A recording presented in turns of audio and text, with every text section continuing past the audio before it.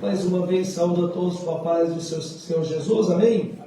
Irmãos, a partir de hoje, na escola dominical, nós estaremos agora entrando, na verdade, no profundo, no quesito da questão da alma. Então, agora nós vamos falar de algumas aulas a respeito da alma, algumas aulas a respeito do espírito. Tá? Então, nós vamos a partir de agora falar da parte imaterial da humanidade. Então, que você possa estar atento ao que vai ser falado no dia de hoje, tá? Do que vai ser nessa noite esclarecido, do que vai ser ensinado em nome de Jesus, ok? E para essa lição, eu gostaria de convidar aqui à frente o presbítero Ricardo, que vai estar ministrando esta aula aos nossos corações em nome de Jesus. Glória a Jesus. Cumprimentando todos na paz do Senhor. Amém. Amém. Vamos então ao nosso estudo, lição de número 5. A alma, a natureza imaterial do ser humano. Glória a Deus. Glória a Jesus. Amém? O meu marido já falou, né? Serão uma série, na verdade, 5 lições. As próximas 5 lições será só sobre a alma, né? Temos essa lição, assim, foi passado na primeira lição, foi passado assim bem superficialmente algo sobre a questão da alma, e nessa lição de hoje nós teremos assim como uma primeira das 5 lições, a gente vai ter o conhecimento, né? A gente vai estar observando o conhecimento sobre essa parte, né? Essa parte imaterial do homem, que é a alma, e assim depois teremos por fim o estudo sobre o espírito, que é a outra parte, amém? Eu acho que já está na lição. Tá bom, aliás, no slide eu passei 1, 2, acho que é o terceiro agora. Isso. Pode passar? Isso. 2. Não, acho que passou. Aí, isso. Né? A lição de hoje convida a aprofundar a compreensão bíblica sobre a alma humana, sua natureza imaterial, atributos e importância no relacionamento com Deus. O texto áureo de hoje está em Mateus capítulo 10, versículo 28. E diz assim: não temais os que matam o corpo e não podem matar a alma. Temei antes aquele que pode fazer perecer no inferno a alma e o corpo, né? Boa parte nesse versículo, eu meio que coloquei, eu achei que ia ficar mais visível. Os irmãos conseguem ler? Consegue, não consegue? Dá pra ver. Dá, né? Dá. Pra mim é que eu acho que não consigo. Tá longe. Mas eu tô assim, ó. Aqui, tá bom? Tá bom? Quer? Não, eu tenho papel aqui, é mais fácil. Tá bem? A parte A do versículo mostra a evidência da parte material do ser humano. Somos transitórios nesta esfera terrena, mas Deus transmitiu o atributo da eternidade aos seres humanos na alma. Pode ver que é um texto ao qual Jesus está falando: não temais os que matam o corpo e não podem matar a alma. Ele mostra que ali o corpo, ele pode perecer, pode morrer, ele se finda, né, na morte. Mas a alma e o espírito, ele é transcendente a isso. Ele permanece, ainda que o nosso corpo seja destruído, né? E ele vai dar a parte B dizendo assim: temei antes aquele que pode fazer perecer no inferno a alma e o corpo, né? As duas partes que vamos assim, o poder do Senhor é tamanho que devemos reverenciar isso, não somente nós ficarmos, né, achando que quando morre tudo acaba, como é costumeiramente falado. Amém? A parte B também faz uma... sim. Agora vai. Amém. A parte B também faz a menção de quem pode nos colocar né, julgar a nossa alma e pode colocar no céu ou no inferno, né? Não cabe a nós julgar, não cabe a nós dizer ou decidir, ainda que possa ter as muitas evidências que possamos achar. Um fato é que o ladrão que estava na cruz, ele se converte.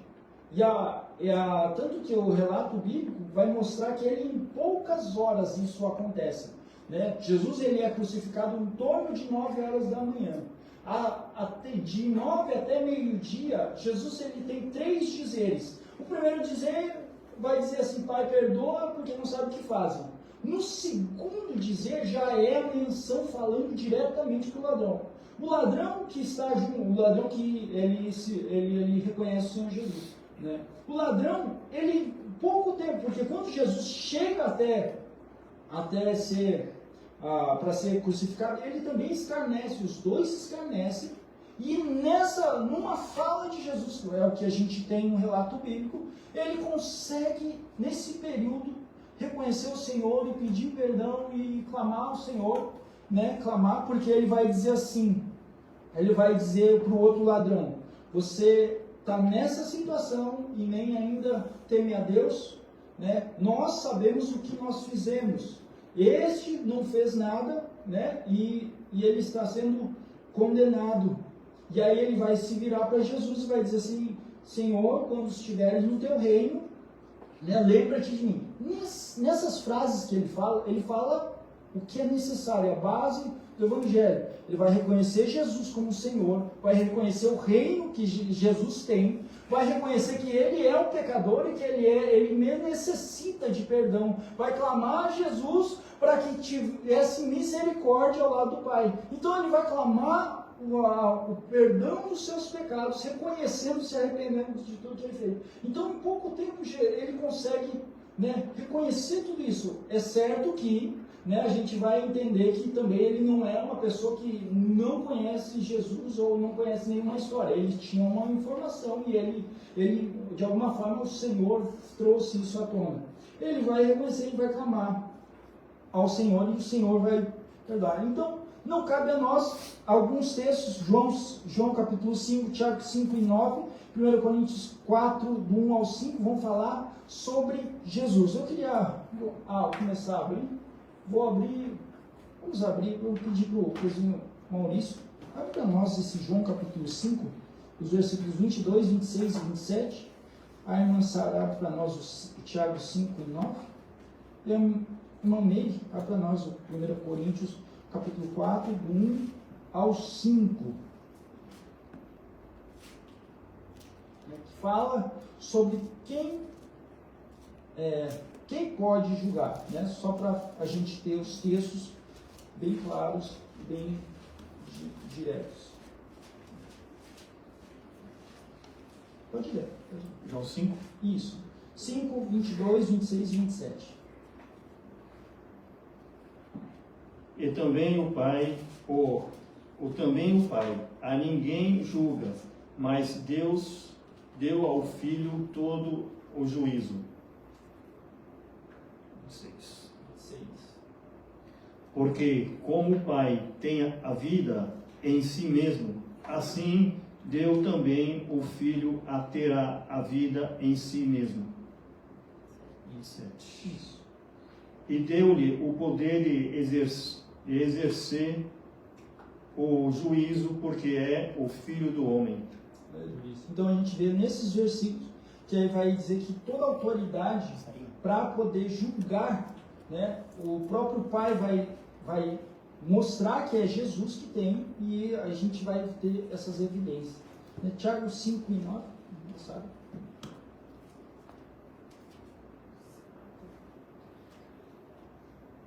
Irmãos, não se queixem uns dos outros, para que não sejam julgados. O juiz já está às portas. O juiz já está às portas, né? Eles não se queixem uns aos outros, mas saiba que tem um juiz que nos julga. Não somos nós, é o próprio Senhor. Aqui, a irmã Meire. 1 Coríntios 4, 5. Isso. 4, do 1 ao 5. Que os homens nos considerem como ministros de Cristo e despenseiros dos mistérios de Deus. Além disso, requece-nos despenseiros que cada um se ache fiel. Todavia, a mim muito pouco se me dá de ser julgado por vós ou por algum juízo humano. Nem eu, tampouco, a mim mesmo me julgo. Porque em nada me sinto culpado, mas nem por isso me considero justificado, pois quem me julga é o Senhor. Portanto, nada julgueis antes de tempo, até que o Senhor venha, o qual também trará à luz as coisas ocultas das trevas e manifestará os desígnios dos corações, e então cada um receberá de Deus o louvor. Amém? Aqui o versículo 4 vai dizer, pois quem me julga é o Senhor. Então, nesse texto áureo, ele está falando sobre quem, né, sobre a alma, ela é a parte material, mas quem vai julgar se vai entrar no céu ou vai entrar no inferno é o Senhor. É só o Senhor tem esse poder, essa autoridade para fazer isso. Amém? Eu acredito que ficou claro. Amém? Verdade prática diz assim: cuidar da alma é uma atitude fundamental para uma vida cristã estável e uma eternidade de alegria e paz. Cuidar da alma é uma atitude fundamental, né? É uma atitude. Cuidar da nossa alma é uma atitude nossa, particular nossa, de fazermos isso, de estarmos observando a nossa alma, né? Não, enquanto se é criança, as crianças a gente observa, trata, cuida, né? Porque estes mesmos ainda não sabem lidar com os seus próprios sentimentos e assim aquilo que vai acontecendo dentro do corpo delas, né? E assim, até mesmo assim, as suas vontades, os seus pensamentos, tudo isso elas precisam de cuidado. Mas nós que já entendemos, precisamos cuidar da nossa alma. E muitas vezes, né, a gente tem o cuidado muitas vezes de orar no sentido de realização, mas não buscar o Senhor no sentido de trato da alma. E esse é um ponto que a gente vai estar comentando durante o estudo. Amém? O Salmo 24, 3 a 5, ele vai falar. Deixa eu ler aqui. Salmo 3, só quero ler isso. 24. Salmo 24. O 3 assim: quem subirá ao monte do Senhor? Quem estará no seu lugar santo? Aquele que é limpo de mãos e puro de coração, que não entrega a sua alma à vaidade, nem jura enganosamente. Este receberá a bênção do Senhor e a justiça do Deus da sua salvação. Aquele que cuida, toma cuidado daquilo que está entrando dentro do seu coração, entrando dentro da sua mente, entrando dentro da sua alma, porque isso trará saúde para depois as próximas atitudes. E o Senhor que observa, Ele também, Ele observa o tempo todo aquilo que a gente está absorvendo, aquilo que a gente está dando a nossa atenção. Porque se a gente der, ainda que a gente expresse, né, que a gente faz as coisas da forma correta, ainda que diante dos olhos dos homens a gente faz, mas a gente somente dá, nos tempos ociosos, no período ocioso, a gente dá vazão para as coisas que não convêm, para aquilo que não é certo, para o pecado, nós vamos adoecendo por dentro. Chega um momento que isso vai trazer o abatimento e de alguma forma nos prejudicará. Amém? Nós vamos estar fazendo a leitura bíblica em classe. Pedir para o irmão Fernando.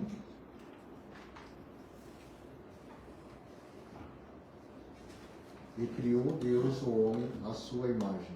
A imagem de Deus o criou, macho e fêmea os criou. E Deus os abençoou, e Deus lhe disse: frutificai e multiplicai-vos, e enchei a terra, e sujeitai-a, e dominai sobre os peixes do mar, e sobre as aves do céu, e sobre todo animal que se move sobre a terra. E tomou o Senhor Deus o homem e o pôs no jardim do Éden, para o lavrar e o guardar. E ordenou o Senhor Deus ao homem, dizendo: De toda a árvore do jardim comerás livremente, mas da árvore da ciência do bem e do mal, dela não comerás, porque no dia em que dela comeres, certamente morrerás. E não temais os que matam o corpo e não podem matar a alma. Temei antes aquele que pode fazer perecer no inferno a alma e o corpo. Então, na leitura bíblica foi selecionado alguns versículos falando sobre a Constituição, né? E falando também sobre assim, a parte do homem, o que ele deveria fazer, e por fim também assim, a sua Constituição. Ele é a alma vivente. Até aí, né, a gente vê na declaração de fé das Assembleias de Deus, eu tirei um trecho daquele livro, na página 80, falando sobre a alma. Diz assim: a alma é a sede do apetite físico, das emoções, dos desejos, tanto bons como ruins, das paixões e do intelecto. Isso é a alma. É o centro afetivo, volitivo e moral da vida humana. E a alma comunica-se com o mundo exterior por meio do corpo. É a partir dela que o homem sente, alegra-se e sofre, através dos órgãos sensoriais. Como um dos elementos da natureza essencial do ser humano, a alma é uma substância incorpórea e invisível, inseparável do espírito, embora distinta dele, formada por Deus dentro do homem, sendo também consciente mesmo depois da morte física. Então aqui é um trecho da declaração de fé. Aqui fala sobre o que é a alma.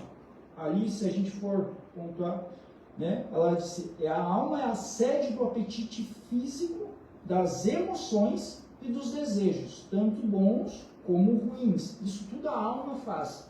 Como paixões e do intelecto, ou seja, o pensamento, né, a razão, o entendimento, a assimilação. É o centro afetivo volitivo. Volitivo é vontades e moral da vida humana. A alma comunica-se com o mundo exterior por meio do corpo. A gente veio estudando sobre a questão do corpo, e aí nas aulas foi falado sobre a constituição do corpo humano, que ela é feita de minerais, feita de vitaminas, feita de tantas coisas. E tudo isso influencia na alma. E a alma transmite-se aquilo que é a sua vontade, o seu entendimento, a sua comunicação através do corpo. Então, temos esse entendimento, que aquilo que eu quero expressar na minha alma, eu expresso através do corpo, e isso comunica-se com o mundo, né? De forma externa.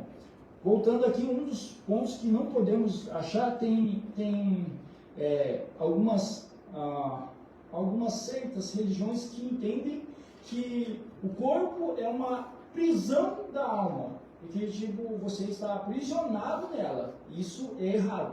Deus não formou dessa forma. Deus formou o nosso corpo e formou também, né, a nossa alma junto com o nosso corpo. Ele não fez um corpo, e aí eu vou assim, na vez desse corpo eu vou colocar essa alma. E aí vai, eu posso tirar daqui e colocar num outro. Não funciona dessa forma. Não foi isso que Deus fez. Deus constituiu nós todo, né? O nosso ser todo, né? Com um corpo, com uma alma e com um espírito, desde a concepção. Amém? E aí ele diz assim: a partir dela que o homem sente, alegra e sofre através dos órgãos sensoriais. Então, assim que ela sente o mundo, né? A nossa alma sente todo o que está ao nosso redor. Como um dos elementos da natureza essencial do ser humano, a alma é uma substância incorpórea, ela não tem corpo, ela é invisível, inseparável do espírito, embora distinta dele, formada por Deus dentro do homem, sendo também consciente mesmo depois da morte física. As Escrituras Sagradas consideram a pessoa como um todo composto, completamente relacionado com Deus e não dividido de alguma maneira. Então, nós não nos dividimos. Não tem como eu tirar, como uma máquina, tirar um pedaço e falar assim: minha alma não está muito boa, vou colocar outra. Não tem como fazer isso, né? Somos um todo composto. Amém? Glória a Jesus. Até aqui, eu quero pontuar, somos como um todo composto. Tem um versículo de Deuteronômio 6 e 5, que é Tessalonicenses 5, 23. Eu peguei um versículo no Antigo Testamento e um versículo no Novo Testamento para falar sobre essa questão que somos um todo composto. Né?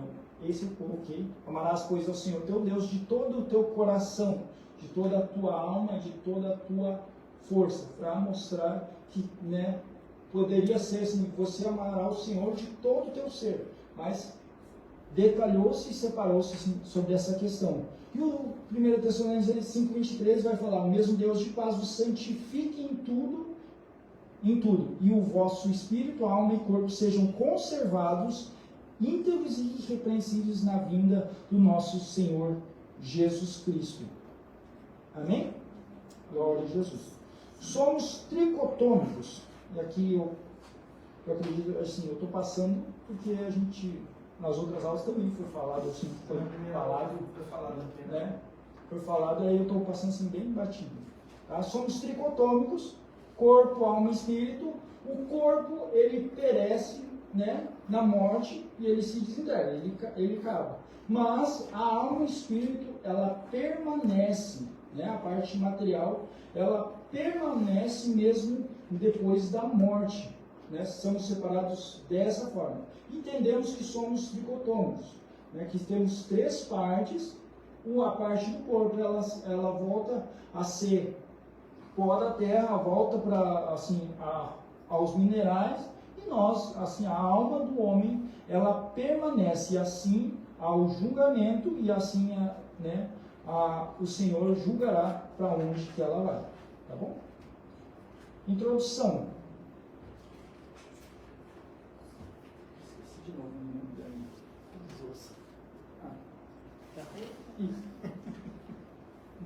Para nós, por favor, a introdução. Na primeira lição, apresentamos um conceito preliminar da alma, demonstrando seu lugar na tríplice constituição do homem. Vimos que, junto do espírito e inseparável dele, a alma compõe a parte imaterial ou espiritual do ser humano, que a torna uma pessoa criada à imagem de Deus. Nesta lição buscaremos nos aprofundar no conceito e distinção da alma, estudando seus atributos e sua importância no relacionamento com Deus e com o próximo. Bem, então nessa lição a gente vai estar buscando aprofundar o conceito e a distinção da alma, estudando também os seus atributos, né, e os seus aspectos e o cuidado que nós vamos ter. Amém? O tópico 1, atributos da alma, de volta ao Gênesis. Eu vou estar lendo. A parte imaterial do ser humano é o que mais diferencia dos animais, como bem evidenciado na criação, Gênesis 2 e 7. O homem é um ser pessoal, criado à imagem de Deus, com autoconsciência e autodeterminação. O Criador fez-lhe seu representante, dando-lhe o poder de governo sobre toda a obra criada. Enchei a terra e sujeitai e dominai. Gênesis 1, 28. Sua capacidade de administração, compreensão e decisão moral é resultado do caráter consciente e autônomo da alma humana. Isso é exemplificado originalmente na aptidão de lavrar e guardar o jardim, Gênesis 2:15. Discernir entre o certo e o errado e fazer escolhas e dar nomes aos animais, Gênesis 2:16, 17 e Gênesis 2:19. A parte afetiva do homem é demonstrada na afirmação divina da necessidade de uma companheira e na expressão de satisfação de Adão ao receber Eva, que alguns eruditos consideram ser a primeira composição poética da história humana. Amém? Então, vamos por partes, né? A parte material, a alma do homem, é o que diferencia dos animais. Os animais, eles trabalham de forma assim, eles são, a gente tem ali os versículos em que eles também têm dito, a Bíblia também usa a expressão alma vivente para animais, mas eles não têm uma alma igual à nossa. Porque a alma dos animais, ela foi, né, composta pela formação dela, é uma alma rudimentar. E a alma do homem, ela recebeu diretamente do Senhor. O Senhor soprou nas narinas de Adão e ele recebeu e se tornou alma vivente. Então o que a gente recebeu foi o fôlego diretamente da criação, da parte de Deus para nós. E essa diferença nos torna, né, já na criação, na formação, nos torna diferente. Depois de Adão, né, a alma, ela se torna uma alma vivente na concepção. Não é toda vez o Senhor soprando, mas é na concepção, quando o óvulo encontra com o espermatozoide, e aí tem a concepção, eles passam a ser alma vivente. Então, mesmo sendo ali um aglomerado de células dentro da barriga da mulher, ele já é uma alma vivente. É certo que ainda toda a capacidade, né, de vontade e tudo mais, isso vai sendo desenvolvido, vai sendo aperfeiçoado com o crescimento. Mas ela, entendemos que dentro da barriga da mãe, aquela criança, ainda que seja mais inicial do estágio da gravidez, ela já é uma alma vivente, já é uma vida. Então, em Adão foi o fôlego de vida, depois temos pela concepção. Amém? Outra questão, ela diferencia dos animais. Os animais são pela formação, porque Deus mandou, né, que a terra deu os animais, que o mar também deu as aves e os peixes. Então, é todo por uma palavra, mas no homem foi o fôlego de vida. O homem é um ser pessoal, criado à imagem de Deus, com autoconsciência e autodeterminação. O que é autoconsciência e autodeterminação? Ele sabe quem ele é. Ele sabe que ele existe, que ele tem vontade, ele conhece a si próprio. Nós nos conhecemos a nós mesmos. Nós podemos nos olhar no espelho e nos reconhecemos. Sabemos, né, olhando para o espelho, sabemos assim, as nossas, além das nossas, dos detalhes do corpo humano, nós sabemos quem nós somos, né? As nossas falhas, aquilo que a gente suporta, não suporta, gosta, não gosta, sabe, não sabe, tudo isso, né? Todas essas limitações do ser humano, nós temos autoconsciência de nós mesmos. Isso é um fato, né, que diferencia muito de toda a criação. E a autodeterminação, eu tenho a capacidade de julgar aquilo que me acontece e tomar uma decisão em cima daquilo que eu entendo, daquilo que eu estou observando. Isso é a grande diferença. Os animais, eles vão trabalhar o instinto e também a questão, eles vão trabalhar sempre pelo instinto de sobrevivência e pela, esqueci a palavra, aquilo que, não é convivência, é sobre conveniência. Para eles vão se adaptar a lugares e a situações, por mais que haja aqueles, não, mas se você pega o bichinho e eles vão te expressar algum tipo de afeto, alguma coisa, mas é tudo por uma conveniência para eles. Eles vão se adaptar por causa do interior deles, que eles já são pré-programados. Seja um animal doméstico, ele está pré-programado, né, de uma forma que ele se adapta ao seu dono, e assim ele tem a proteção e o amparo daquilo que ele necessita. Já animais que não domesticáveis, né, porque existem os animais domésticos e os não domesticáveis, esses, até um tempo, enquanto há um domínio por força, a gente consegue dominá-los, né, e eles vão estar ali. Pega uma onça para você criar, você cria ela até ela entrar no período de fértil. Quando ela entrou no período fértil, ninguém domina mais uma onça. Ela vai te atacar de uma forma, por causa que ela na cadeia alimentar, ela é dominante, então ela vai, de alguma forma, no momento, ela vai atacar. E não vai respeitar, ela vai só respeitar a força, mas não vai ter essa autodeterminação, reconhecer quem ela é para fazer alguma coisa.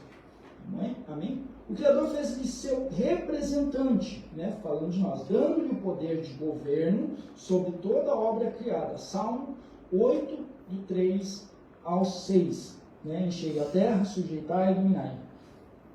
Sua capacidade de administração, compreensão e decisão moral é o resultado do caráter consciente e autônomo da alma humana. Então, todos nós temos a capacidade, né, pelo fato que isso foi formado em nós, de decidir, de olhar, averiguar, julgar e tomar alguma decisão. Isso é da capacidade que Deus atribuiu ao homem. Ele concedeu isso ao homem.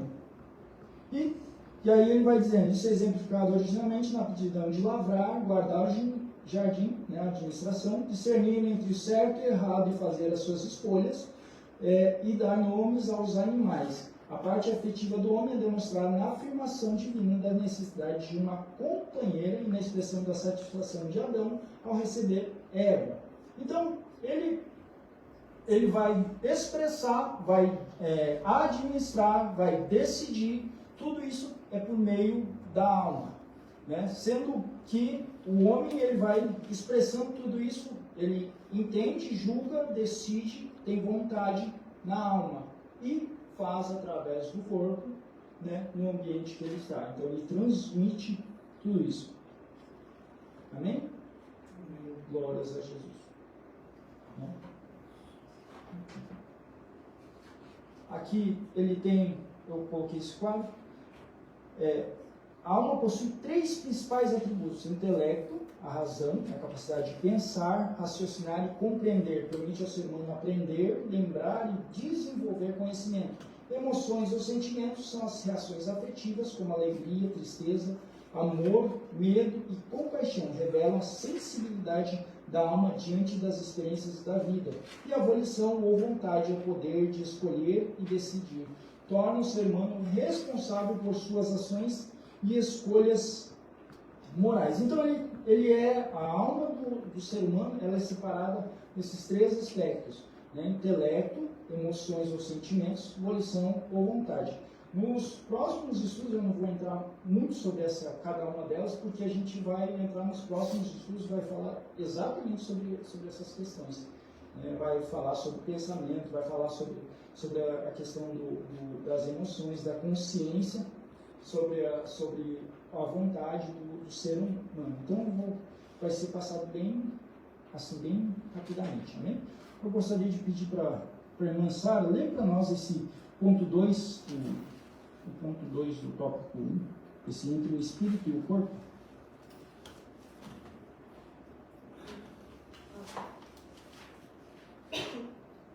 A alma do homem é a sua personalidade, ou distintivo pessoal.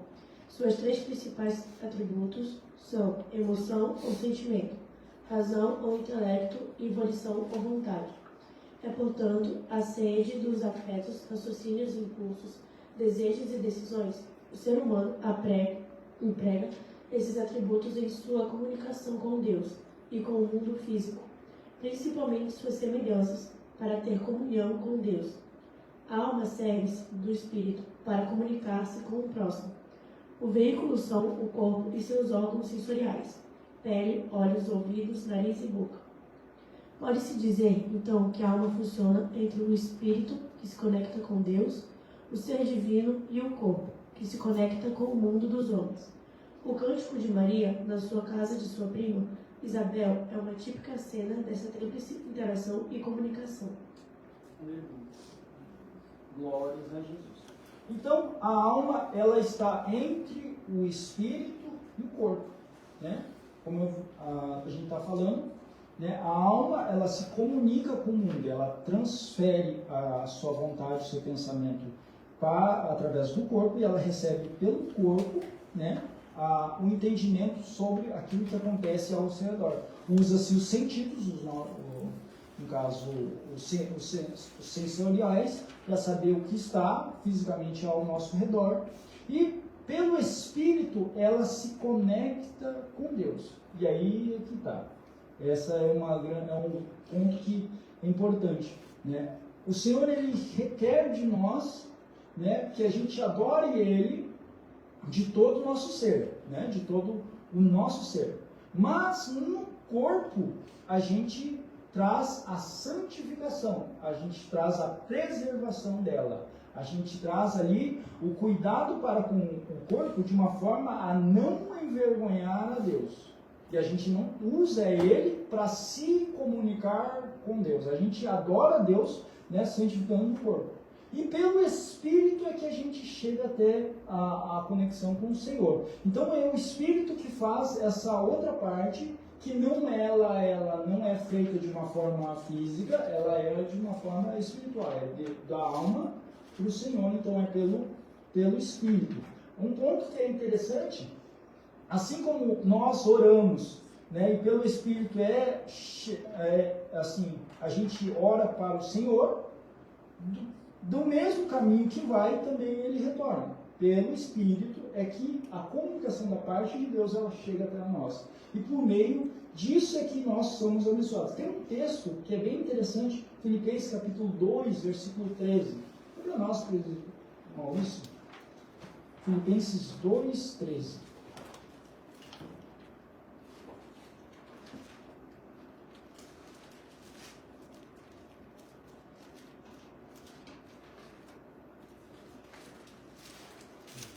Dois. 2, 13.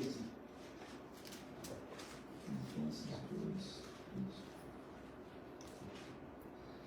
Porque Deus é o que opera em vós, tanto o querer como o efetuar, segundo a sua boa vontade.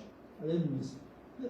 Veja que aqui está dizendo assim, no versículo, no contexto aí está dizendo sobre, né, nós operar ou vivenciar a salvação de Deus com temor e tremor, versículo 12. Versículo 13 diz, porque Deus é o que opera em vós, tanto querer como o efetuar.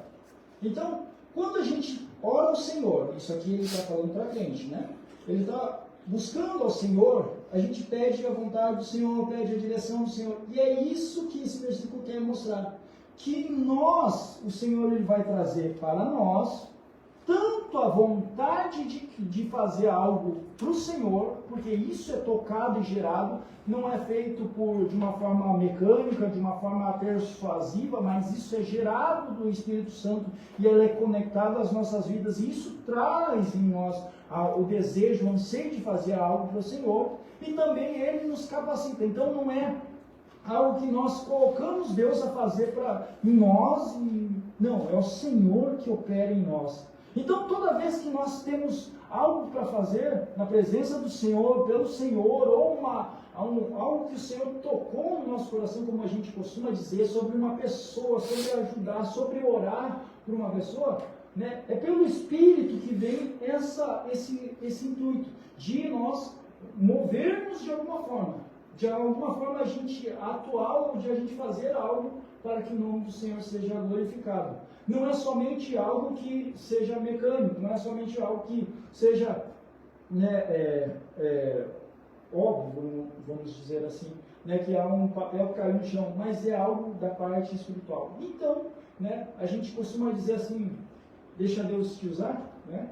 Deixa Deus te usar, mas é nesse sentido, né? A gente saber aquilo que o Espírito Santo está se comunicando com a gente, para que alguém seja beneficiado, ou nós mesmos tenhamos uma experiência e nós tenhamos um conhecimento dessa parte que se conecta com o Senhor, tanto na oração que nós pedimos, quanto naquilo que Deus quer usar as nossas vidas e através de nós fazer algo, né, para glorificar o nome dele. Né? Quando aqui tem um texto que eu acho que é interessante, a servir desse assunto que você está falando, sobre a questão da comunicação entre o Espírito Santo e o Espírito do homem, né? Romanos 8,16. Eu não sei se você vai falar mais para frente, mas é um texto que deixa bem claro acerca da comunicação entre o Espírito Santo e o Espírito do homem. Romanos 8,16 vai dizer para nós, o mesmo Espírito, que é o Espírito Santo, testifica com o nosso Espírito, que é o Espírito humano, que somos filhos de Deus. Aleluia. Então esse texto ele deixa bem claro sobre a questão da comunicação, né, do mundo espiritual com o nosso espírito, né? Então fica claro esse versículo da que você está falando agora. Glória a Jesus. Né? O mesmo Espírito testifica com o nosso Espírito que somos filhos de Deus. Né? Por questões de razão também, né? Muitas vezes assim a gente fica assim, colocar em questões matemáticas, assim, a gente costuma tudo a gente julgar dessa forma. Vale a pena, não vale a pena, isso me beneficia, não me beneficia.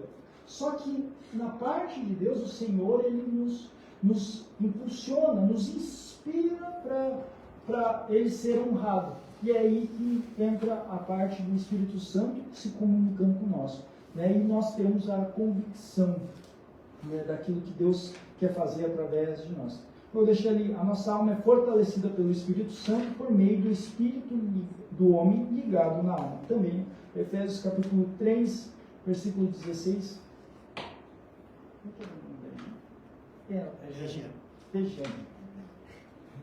Pode ler para nós Efésios 3,16, por favor? Isso.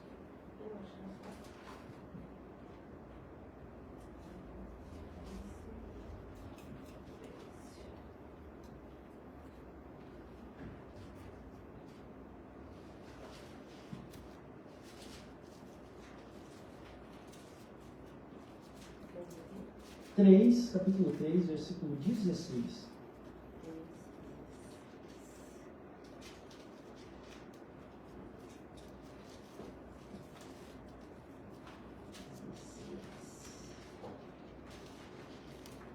Para que, segundo a riqueza da sua glória,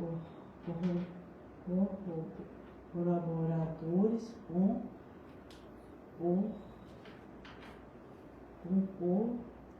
poder pelo seu espírito do homem interior. Aleluia. A gente costuma dizer assim, foi avivado, né? Foi reanimado. Porque sim, o Senhor, Ele veio no nosso ser e na nossa alma Ele traz vida, Ele fortalece. É o poder de Deus que vem e preenche. De alguma forma, a gente assim, não sabe descrever como que seria. Seja um transbordar, seja um fogo, usamos tantos esses elementos assim para tentar expressar, mas o fato é que é o poder de Deus, o Espírito Santo que vem e fortalece o nosso ser no homem interior. Nossa alma é fortalecida. Então sim, nossa alma ela é fortalecida quando, né, somos cada vez mais focados e buscamos ao Senhor, e a presença do Senhor ela vem e nos fortalece. Mas também ela é enfraquecida quando nós não damos vazão para aquilo que Deus quer fazer, ou para a vontade do Senhor, para fazermos a nossa vontade.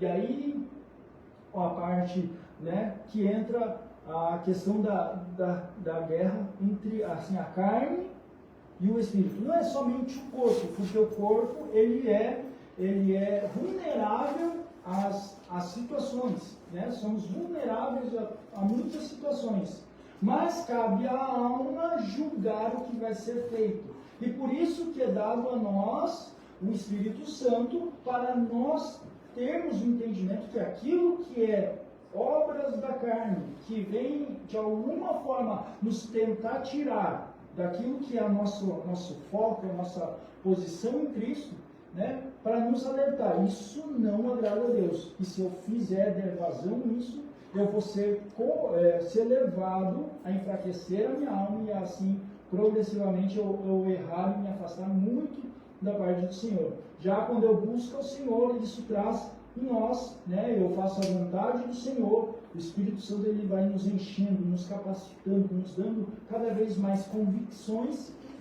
para nós vivermos de uma forma agradável ao Senhor. Aí eu coloquei no outro ponto, uma vida saudável e equilibrada promove a alma condições para se adorar a Deus e fazer a sua vontade. 1 Coríntios 9, 25 e 27. Lê para nós, irmão, por favor.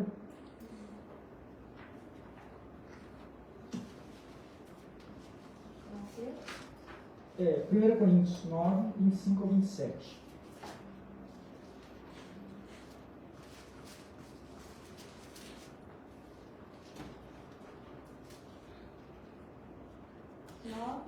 25 até o 27.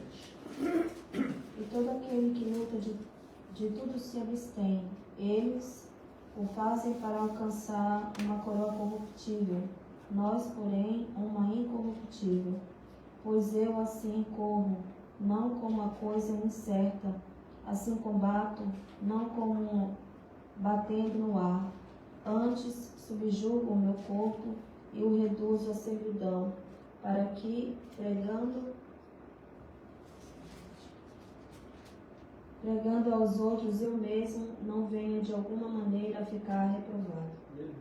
Então a gente vê aqui o apóstolo Paulo ele fazendo uma comparação de um atleta que se prepara para os eventos, para as lutas, né? Ele se abstém muitas vezes, ele deixa de fazer muitas coisas ou faz outras coisas que não agradam assim ali muitas vezes ao seu corpo, para ele chegar a um objetivo. Da mesma forma, se nós queremos agradar a Deus, não é simplesmente eu não fazer nada e Deus vai fazer tudo dessa forma. Mas Deus ele requer de nós que nós venhamos a ter uma atitude na sua presença. Tanto cuidar também, que é importante, do corpo, quanto da alma, para nós assim adorarmos ao Senhor de uma forma com mais condições para adorar ao Senhor e fazer a sua vontade. Bem? O ponto 3, a alma abatida. Irmã Regiane e a outra irmã é a Ana. Isso. Lê para nós o ponto 3, por favor. Os afetos da alma em relação a Deus são vistos na poesia do Salmo 42, quando o salmista conversa consigo mesmo. Porque está abatida a minha alma, e porque te perturbas em mim. Espera em Deus, pois ainda o louvarei na salvação da sua presença.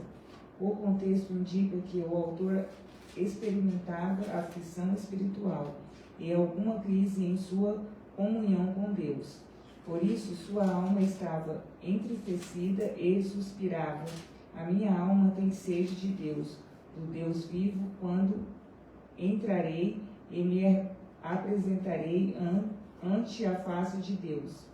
O Salmo 84:2 também ilustra essa função da alma, assim como o Salmo 51, no qual Davi fala da sua tristeza e do anseio por um espírito reto, voluntário e renovado, o que devolveria alegria à integralidade de seu ser.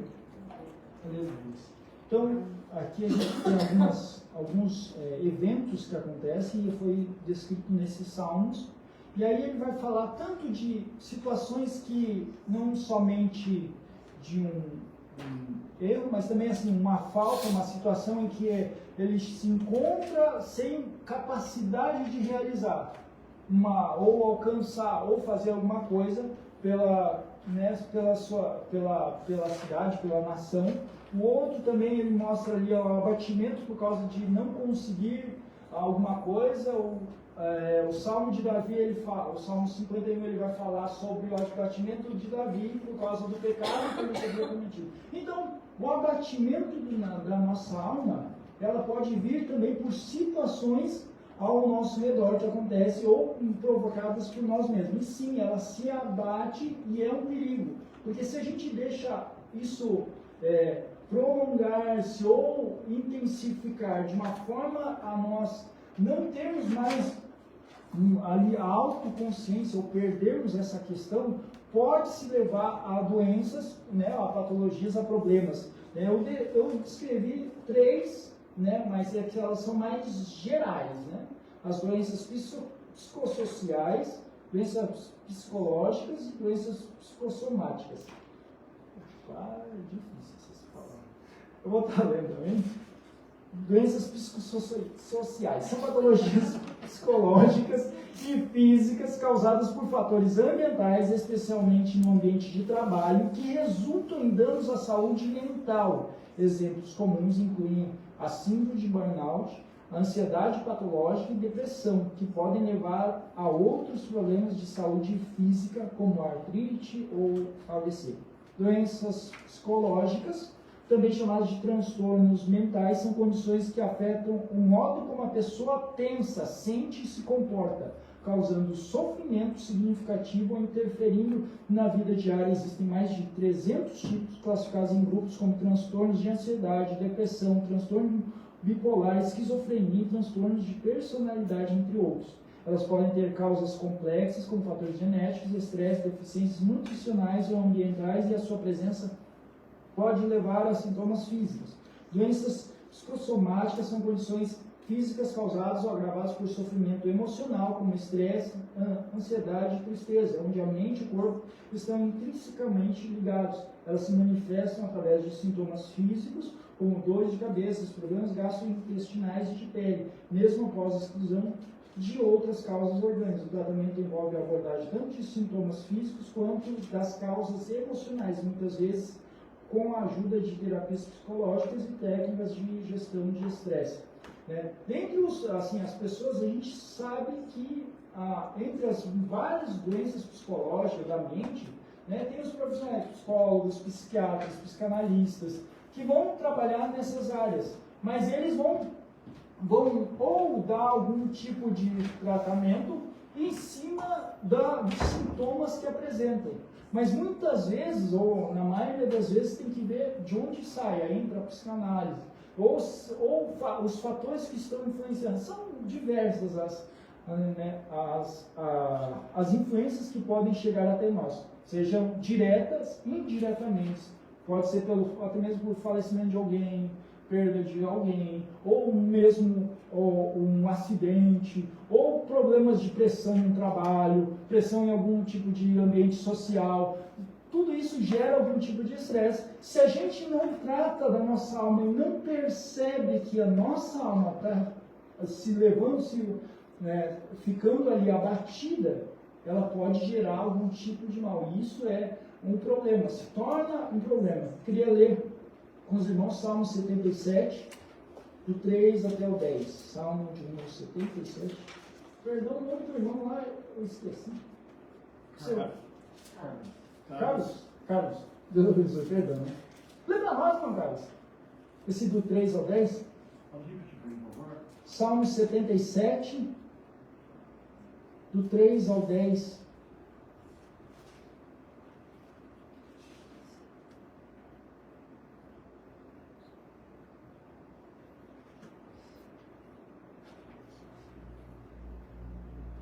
Lembro-me de Deus e gemo. Medito e meu espírito desfalece. Mantém-se abertas minhas pálpebras, tão perturbado estou que nem posso falar. Relembro os dias passados, os anos de outrora. De noite, recordo minha cantiga. Medito-a no meu coração, o Espírito indaga. Acaso o Senhor nos rejeitará para sempre e já não voltará a ser-nos favorável? Acaso de todos se esgotou sua felicidade, terminou sua promessa para as gerações? Acaso Deus se esqueceu de ter compaixão ou a cólera lhe enriqueceu as entranhas? Então pensei, apelarei para o que há muito realizou a mão direita do Altíssimo. Isso. Aleluia. Na minha tradução, no versículo 10, e eu disse, isso é enfermidade minha, e logo me lembrei dos anos da destra do Altíssimo. Porque o salmista ele tá falando sobre assim, a aflição que ele passou, o estresse que ele passou, a tristeza que ele estava no seu ser, e ele estava ali abatido, assim como o Salmo 42. E aí ele vai ter autoconsciência dele mesmo. Ele vai observar o que está acontecendo dentro dele, e ele vai dizer isso é enfermidade minha. E aí ele vai descrever que ele lembrando dos feitos passados, que Deus não abandonou, isso o fortaleceu para que ele saísse daquela situação. Isso é assim, uma partida, um só dado, não é generalizado. Né? Cada um de nós vamos ter, né, situações em que muitas vezes nos abatem. Um se abate por isso, o outro se abate por aquilo. Mas são eles os motivos que podem nos abater. Mas em todas elas, Deus nos deu essa autoconsciência de podermos nós olharmos para o nosso ser e ver como está o nosso ser.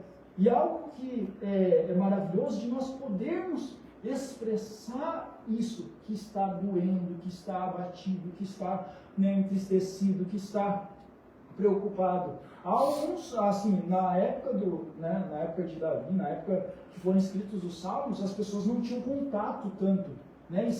Muitas vezes, se ela não vivesse dentro do arraial de Israel, ou vivesse dentro dos termos de Israel, ela não encontrava refúgio ou uma orientação para as suas vidas. Mas hoje em dia, graças a Deus, né, Deus ele nos dá essa liberdade. Aqui no Japão mesmo, a gente tem essa liberdade.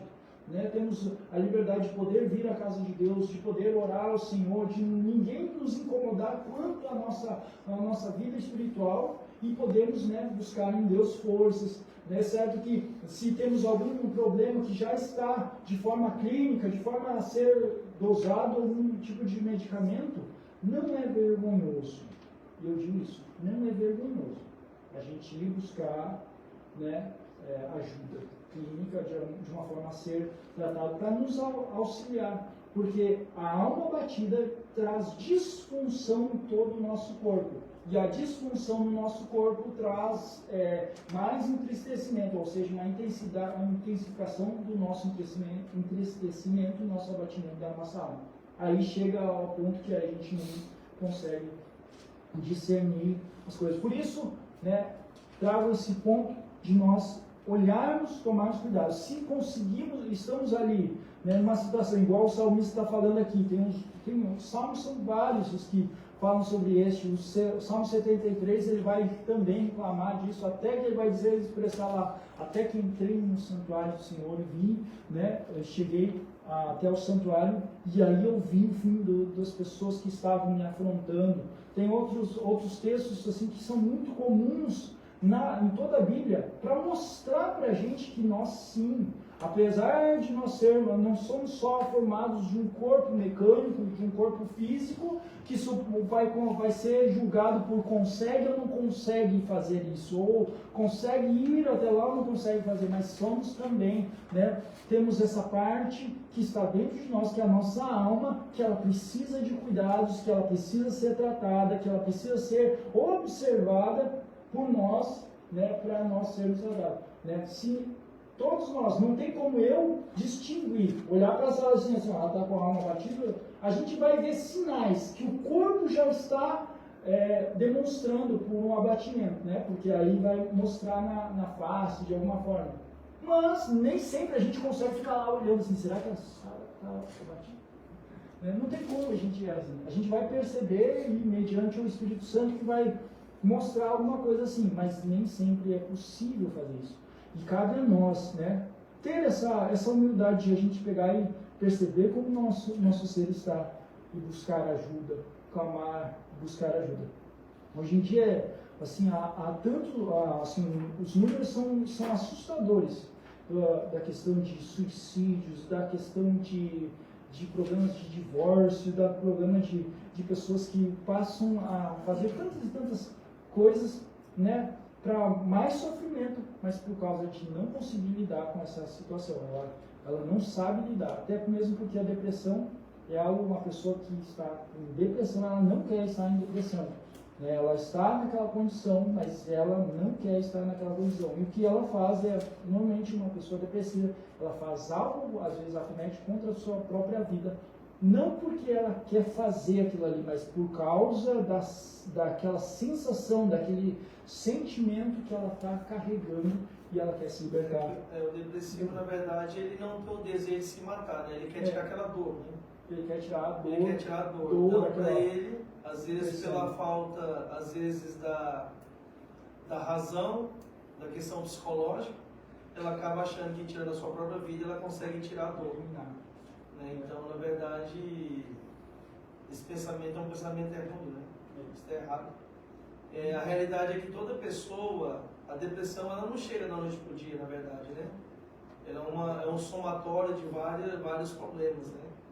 Se a pessoa consegue buscar ajuda no início, geralmente tem um tratamento, tem ajuda. O problema é que a maioria da pessoa, pela vergonha, não busca ajuda, não busca tratamento. E ela vai cada dia mais se aprofundando e se enfiando no abismo, né? E depois, quando ela é nesse abismo, ela não consegue mais sair. Então, é algo a se pensar, né? Isso serve para todos nós que estamos, que todos nós temos problemas diários, né? E nós temos que buscar ajuda enquanto o problema ele é pequeno. Porque depois que ele se torna grande, fica difícil de tratar. Até, assim, uma das questões do próprio retiro, né? Foi, mesmo sendo o retiro dos jovens, foi feito um trabalho lindo lá sobre auxílio nessa parte das jovens. Ainda que os jovens tenham, né, disposição, garra, mas só Deus sabe o que passa no nosso coração. Só Deus sabe o que passa na mente, no coração, sobre preocupações, sobre problemas de dinheiro que eles passam, sobre tantas e tantas questões que podem, né, causar. Para os pais, eles vão sempre estar lá, às vezes não conseguem expressar, nem mesmo para os próprios pais. Quando eu falei com a Vitória, eu falei, até para a Vitória mesmo, eu falei para ela, eu disse assim, ó, se tem uma coisa, se tiver coisa para você conversar, você não consegue conversar comigo, eu disse assim, vá no retiro, vai ter os pastores, pega um pastor que você não quer, vai ter essa salinha, marca e vai lá conversar, porque muitas vezes falta isso, expressar, às vezes é o sentimento que ela está sentindo, que ela está tendo, e ela não sabe lidar com aquele sentimento, né? Assim, os adultos também, da mesma forma, todos nós, se não sabemos lidar com nossos sentimentos, não sabemos lidar, né, com uma situação de que estamos vivenciando, né, precisamos tomar a ajuda, né? Precisamos deixar de lado aquele orgulho, muitas vezes a vergonha, né, e chegar e conversar, porque às vezes o que muito nos impede é essa questão de orgulho, de vergonha, se eu falar isso, o que o pastor vai pensar de mim? Ele vai ficar sabendo das minhas falhas?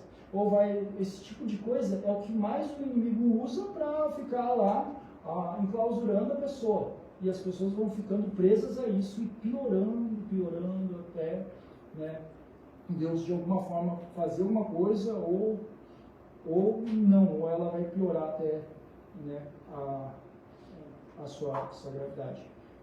Amém? E usando isso, né, a gente já entra para o tópico 2, que o tópico 2 ele fala sobre a materialidade e mortalidade, mas alguns pontos ele fala muito, os pontos 2 e 3 ele fala sobre o materialismo, né?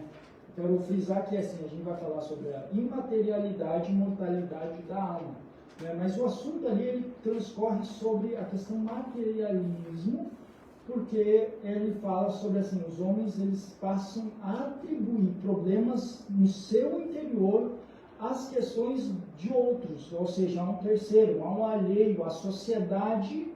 Isso confunde, traz muitas confusões que erram no seu julgamento, e assim acaba, né, levando as pessoas a errarem. Vamos lá? Tópico 2, a natureza da alma, materialidade e mortalidade. Distinção de substâncias. O texto de Mateus 10, 28 é um excelente fundamento para o estudo da alma como parte da natureza imaterial do ser humano. Em um só versículo estão profundas verdades espirituais reveladas por Jesus a respeito de nossa psique, algumas delas relacionadas a debates alimentares ao longo de toda a história, inclusive no contexto da igreja. Em primeiro lugar, Jesus expõe a clara distinção de substâncias entre as partes material e imaterial do homem.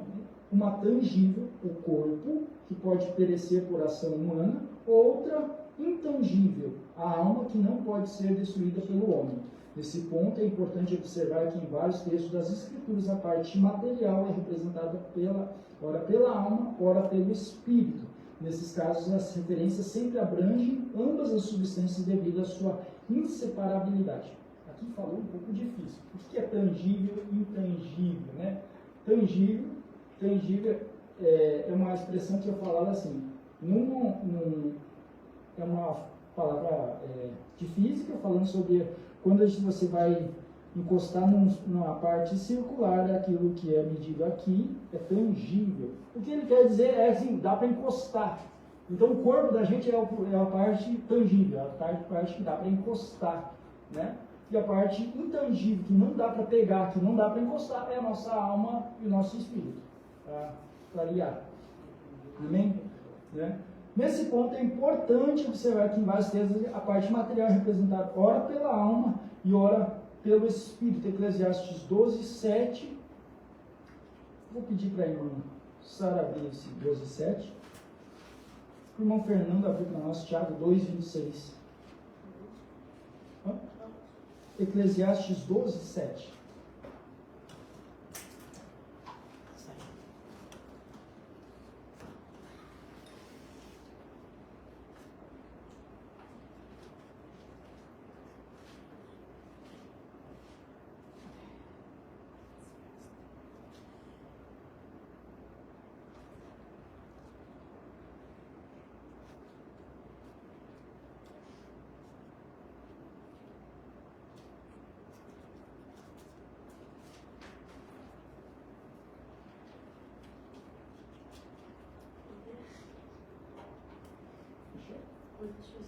Depois de Salmo. Salmo, Provérbios.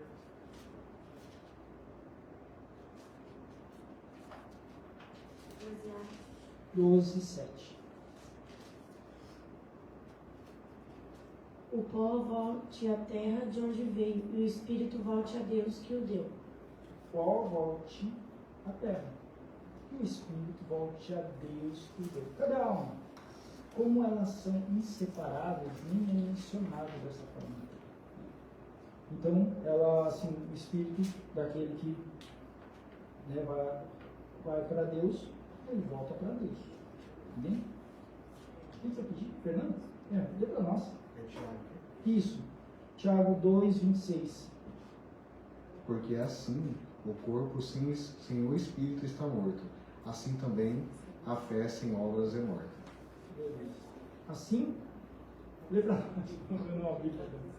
Assim, porque, assim como o corpo sem o espírito está morto, assim também a fé sem obras é morta. Isso. A fé sem obras é morta. O espírito, o corpo sem o espírito e o espírito sem o corpo não existe. Né? Eles são duas substâncias, assim é usado a palavra, são duas substâncias, né? Aliás, são três substâncias que elas existem por estarem juntas, né? Elas são compostas, uma não pode ficar sem a outra e viver, elas são compostas e elas vivem. O Apocalipse 6 e 9,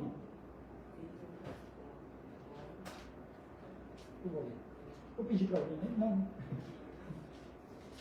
Apocalipse 6 e 9 vai falar sobre os salvos. Né? E havendo aberto o quinto selo, vi debaixo do altar as almas dos que foram mortos por amor da palavra de Deus, por amor do testemunho que deram. No céu vai as almas, entende? Por isso que ela, assim, quando vai falar assim, que foram vistas as almas, é a alma. Né? Então, há uma curiosidade. Né? Nós cremos que seremos arrebatados. O nosso corpo vai junto, não é isso? O corpo vai junto. E quem já morreu, o corpo vai ficar como? Como que ficará essa outra parte? Nós teremos, sempre é dito, né? Nós teremos um corpo glorificado. E quem não tem mais o corpo? Vai ganhar outro corpo? Ou vai voltar ao mesmo corpo? A gente vai ficar sem corpo, vai ter assim uma parte do povo do céu sem corpo e outra parte com corpo, os arrebatados ficarão com corpo? Acho que essa não foi falada, né? Não. Ainda não. Você pode falar. Apesar que Coríntios ele vai tratar desse assunto. Isso. A Carta aos Coríntios ele trata desse assunto. ele, só para passar, assim, vai ter nos outros estudos vai ter sobre essa questão mais diferenciada, mas nós não vai ter gente sem corpo, tá? Que é uma prova, todo joelho se dobrará. Então vai ter muito joelho lá. Mas é que, quem fala, né, no arrebatamento, nós seremos arrebatados, porém, quem subirá antes de nós foram os que morreram primeiro. Exatamente. Os que morreram primeiro. Então, sim, todos nós teremos corpo. Não se preocupe. Né? A gente vai ter lá um corpo glorificado no céu, para a glória do Senhor Jesus. Aqueles que já morreram antes, né, já estão no céu, eles também terão corpo. Para aqueles que morreram no Japão, não se preocupe. Ainda que foi cremado, Cremado vai ter. Vai. Não se preocupe. Ai. O corpo vai voltar. Vai voltar. Não se preocupe. Porque, na verdade, você sabe que tem gente que tem medo de ser cremado, né? Por algumas questões até mesmo espirituais. Tem gente que não gosta de ser cremado. Outros, né, não gostam de ser enterrado, querem ser cremado. E assim vice-versa. Se você é igual eu, gordinho, achando que vai reciclar no cremamento, depois vai receber outro, é o mesmo. Pense sobre isso. Glorificado. Glorificado, mas é o mesmo. Eu não já aprendeu bem isso. Não acha? Amém? Vamos para o ponto 2. Materialidade e responsabilidade pessoal. Aqui também. Presbítero Maurício, o senhor dele, para nós. O ponto 2.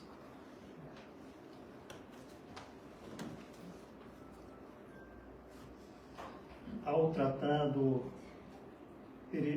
perecimento da alma e do corpo no inferno, Jesus refuta as concepções antropológicas materialistas existentes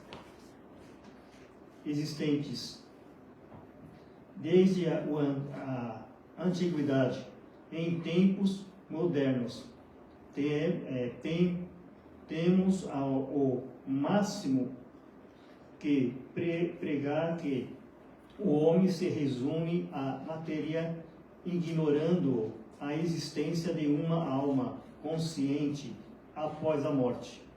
Essa ideologia ateísta nega a pecaminosidade e a responsabilidade moral do indivíduo, considerada que o mal é estrutural, que ocupa e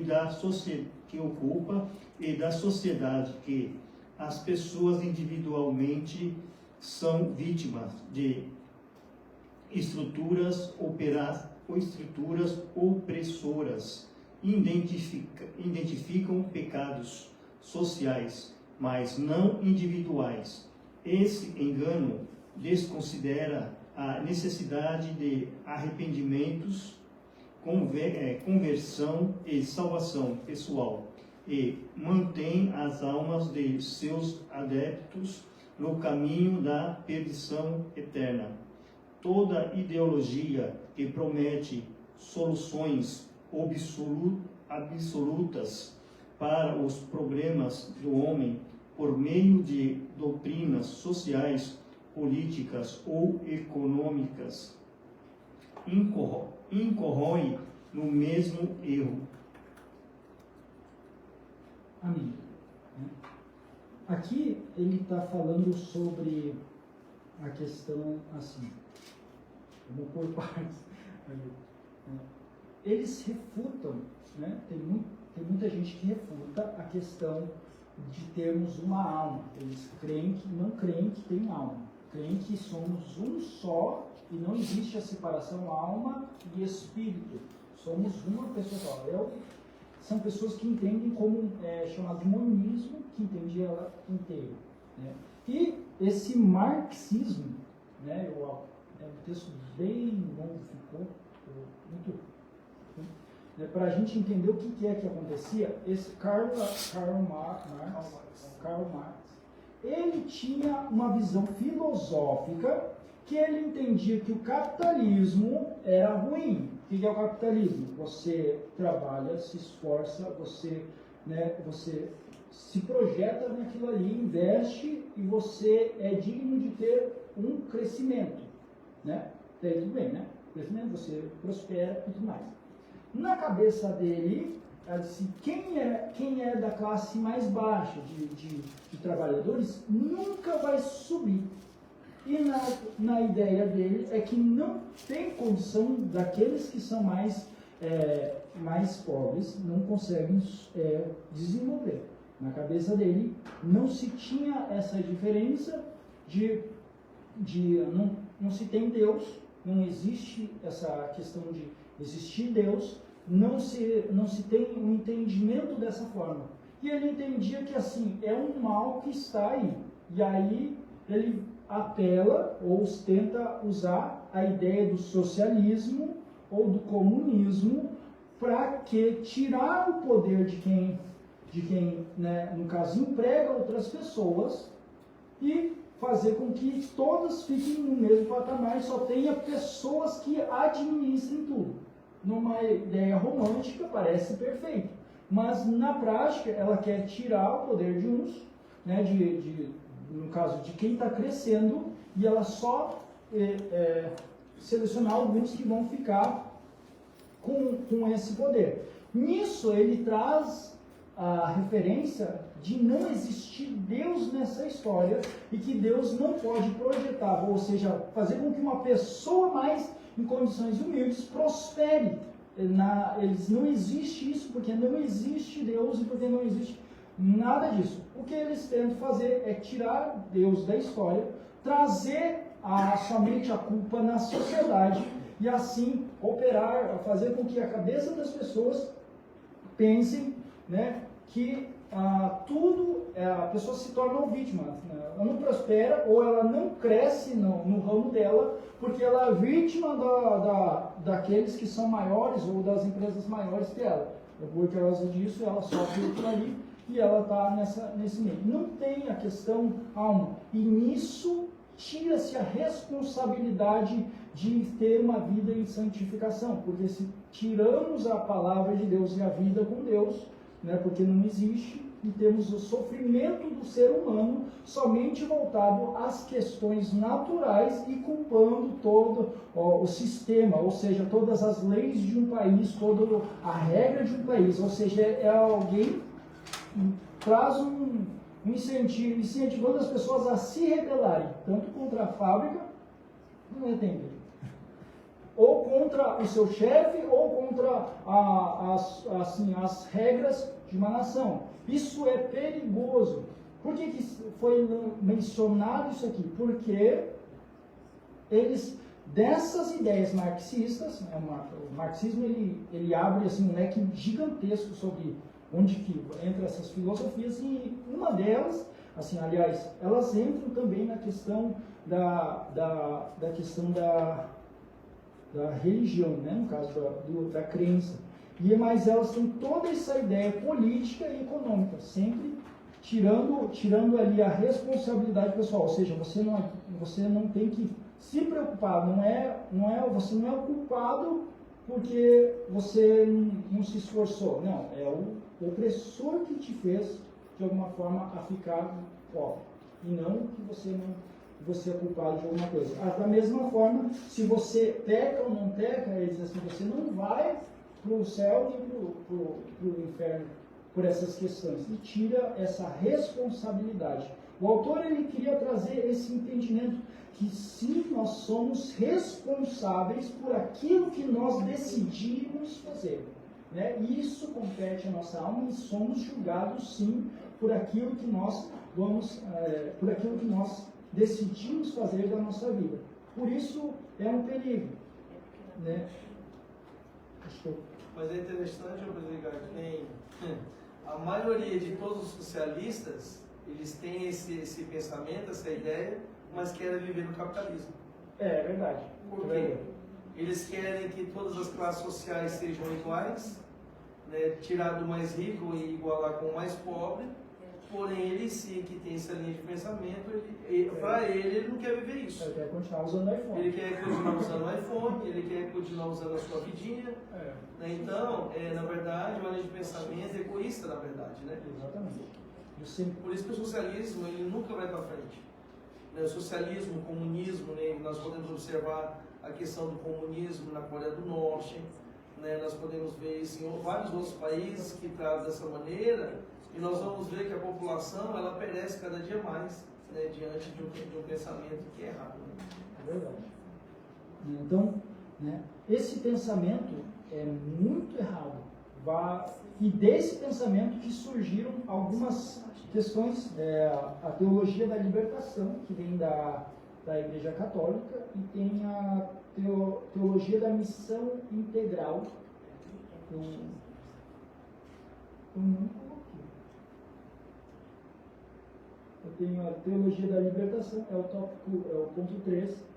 E é um movimento cristão, teológico cristão, que surgiu na América Latina, enfatiza a libertação dos oprimidos através da análise crítica da realidade social com foco nos pobres. Ela propõe uma fé comprometida com a transformação social, buscando justiça econômica, política e social, apesar de ter enfrentado controvérsia e críticas da hierarquia da Igreja Católica por sua influência ideológica, como o marxismo, o movimento inspirou teólogos e influenciou o pensamento social da Igreja. Tem esse e tem um da missão integral, que eu não sei onde é. Tem também os gnósticos, né? Tem os gnósticos também, a linha de pensamento dele é uma linha errada, porque eles falam que a matéria é má, ou seja, o corpo ele é mau, mas o nosso espírito e a nossa alma eles são bons. Então nós podemos fazer o que nós quisermos com o nosso corpo. Faça o que quiser, peque, vive na prostituição, vive no adultério, não tem problema. Segundo a linha de pensamento diz que não tem problema nenhum, porque um dia esse corpo que é mau ele se desfará, e aquilo que é bom, que é o nosso espírito, a nossa alma, ele retornará a Deus, conforme que a Sara leu na Eclesiastes 12:7. Porque para eles, né, o espírito é bom, ele volta para Deus, não importa o que a sua carne fez. Então também é uma linha de pensamento errada. O que o nosso corpo ele faz, quem vai pagar no futuro é a nossa alma e o nosso espírito. Exatamente. Então, a nossa alma, ela vai ter as consequências. Se ela viveu para fazer a vontade do Senhor, ela terá uma eternidade. Agora, se ela não fez, e ela simplesmente foi se adequando àquilo que só alimenta a nossa carne, só alimenta a nossa vontade carnal, isso também, né, no julgamento, o Senhor julgará todas essas coisas. Existem linhas e temos que tomar cuidado sobre isso. Hoje em dia a gente tem muito acesso a muita coisa que aparentemente é bonito, mas por trás disso aí ele só valoriza, aí trazendo o marxismo de novo, aí ele só valoriza algumas pessoas. A ideia dessa teologia de libertação, nem mesmo a Igreja Católica tem muita controvérsia sobre essa questão. Porque eles trazem assim, não, vamos ajudar os pobres, tirando a questão da espiritualidade da igreja, porque ela meio que mistura, ainda que a igreja deve sim fazer a sua parte socialmente, naquilo que ela consegue fazer, o grande ênfase da igreja é anunciar a salvação de Jesus Cristo, e não simplesmente fazer obras e obras, e assim ensinar as pessoas que fazendo obras ela alcança alguma salvação.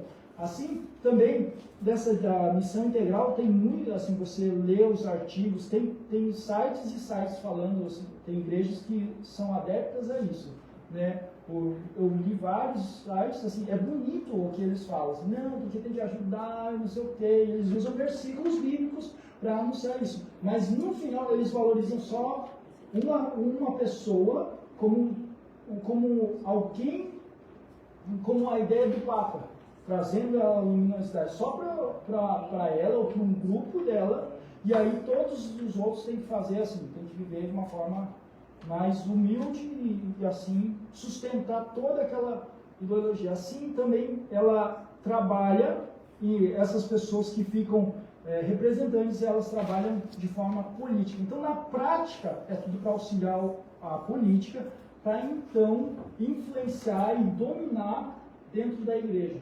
Temos que tomar cuidado, porque nós temos a condição de discernir aquilo que é certo e errado pela palavra de Deus que nos é orientada. A partir do momento que alguém diz que você pode infringir as leis dos homens, temos que tomar cuidado com o que é que está sendo falado. Se for pregado dessa forma, Deus, não, você pode parar o carro atravessado aqui na avenida, né?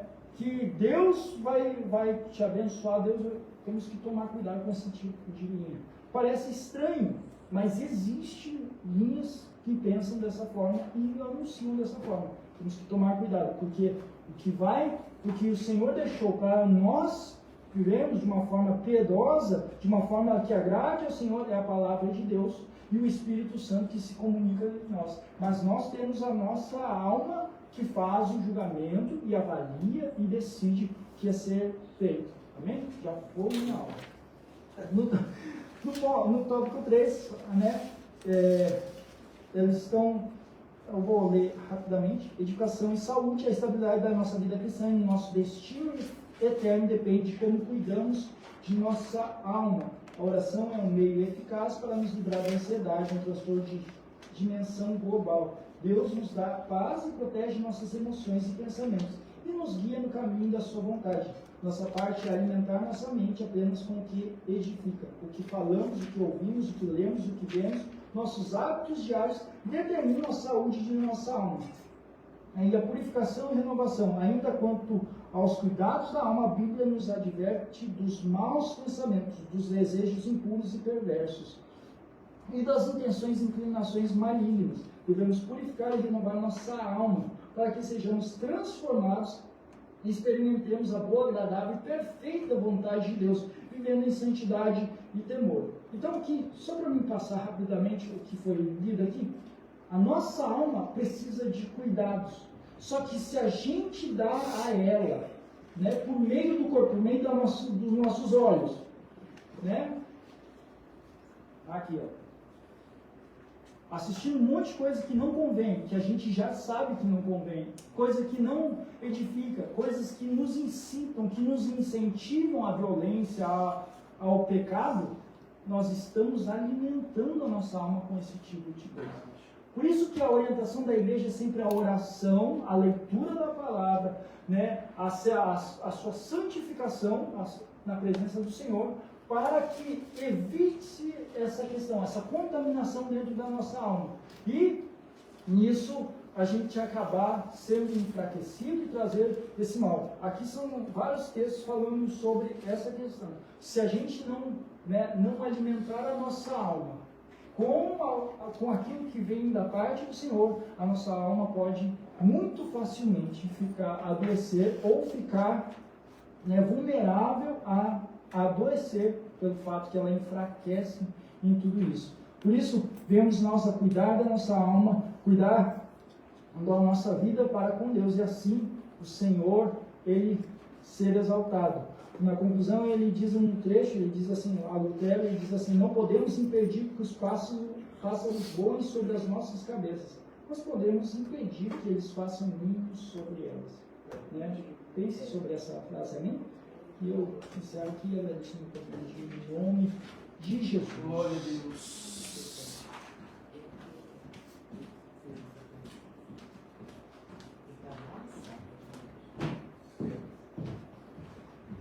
Glória a Deus, amém? Muito boa aula, bastante informação. E a importância de nós entendermos a forma em que nós alimentamos a nossa alma, ela é muito importante, porque como nós alimentamos a nossa alma, ela vai dar o nosso destino futuro.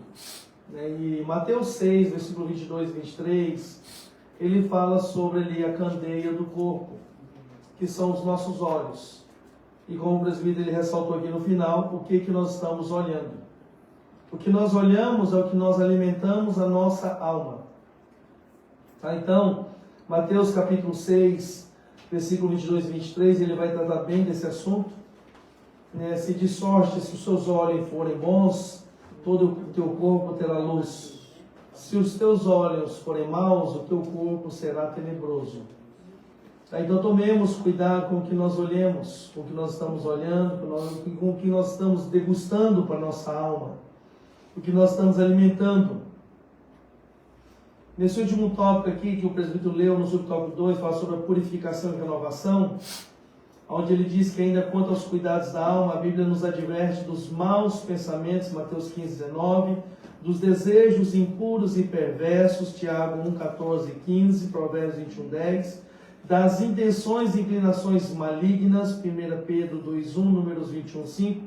Devemos purificar e renovar a nossa alma, conforme 1 Pedro 1, 22, Efésios 4, 23 e 24, para que sejamos transformados, experimentemos a boa, agradável e perfeita vontade de Deus, conforme Romanos 12, 2, vivendo em santidade e temor.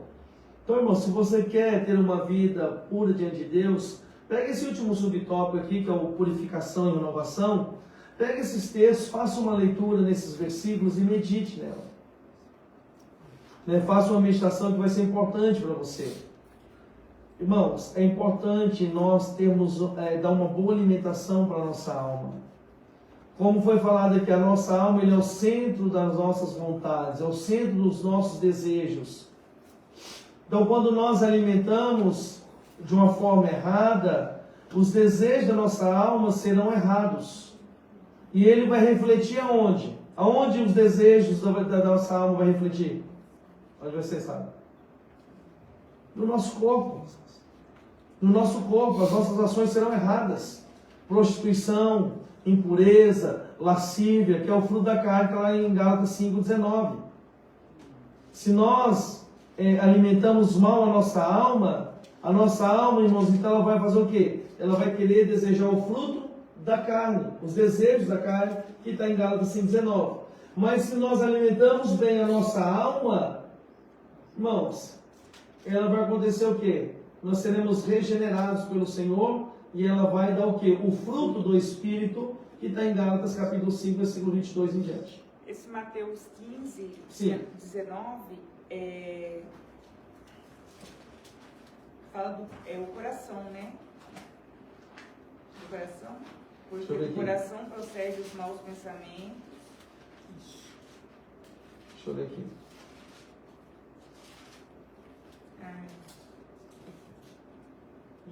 Mateus 15, 19, porque o coração procede dos maus pensamentos, mortes, adultérios, prostituição, furtos, falsos testemunhos e blasfêmias. Aqui ele não está falando do órgão coração, tá? Quando fala coração, ele está falando da alma. É o centro das vontades. Não é o órgão coração. Na grande maioria que vem a palavra coração na Bíblia, na sua grande maioria, não vou dizer que é 100%, mas na sua grande maioria, quando fala a palavra coração, ele está falando da alma, que é o centro das vontades, é o centro dos desejos. Tá? Então é como se o nosso coração ele comandasse. Né? Então a nossa alma, ela comanda. Então se você alimenta a sua alma de uma forma boa, logicamente o teu corpo, o teu espírito, eles também haverá uma reflexão, vai refletir no espírito e no corpo. Se a sua alma ela tem um desejo bom, provavelmente, irmãos, ela vai refletir coisas boas. Se a tua alma deseja as coisas ruins, impurezas, ela vai refletir no seu corpo e no seu espírito coisas ruins.